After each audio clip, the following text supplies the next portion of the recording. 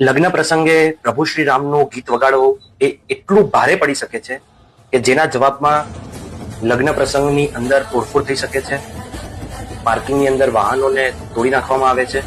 અને આ કોઈ ઘટના એ અફઘાનિસ્તાન, પાકિસ્તાન કે બાંગ્લાદેશમાં નથી કે જ્યાં હિન્દુ એ માત્ર 1-2% છે, કે આ ઘટના એ ભારતના એવા કોઈ રાજ્યમાં નથી જેમ કે કાશ્મીર હોય, કેરળ કે પશ્ચિમ બંગાળ. આ ઘટના એ ગુજરાતના અમદાવાદની છે કે જ્યાં આગળ લગ્ન પ્રસંગે પ્રભુ શ્રી રામનું ગીત વાગતાની સાથે એ વિસ્તારના મુસ્લિમ સમુદાયના લોકોએ વાહનોમાં તોડફોડ કરી. આ એ ગુજરાત છે કે જ્યાં 182 માંથી ફક્ત એક જ ધારાસભ્ય એ મુસ્લિમ સમુદાયમાંથી આવે છે. ત્યાં આ ઘટના બની છે. અને બીજી વાત કે ત્યાંના હિન્દુ લોકો એ 5 વખતની નમાઝ એ શાંતિથી સાંભળે છે, પરંતુ ત્યાંના મુસ્લિમ સમુદાયના લોકો લગ્ન પ્રસંગે ફક્ત પ્રભુ શ્રીરામનું ગીત એ સાંભળી શકતા નથી. આ એક ખરેખર ઉત્તમ સેક્યુલરિઝમનું ઉદાહરણ કહેવાય.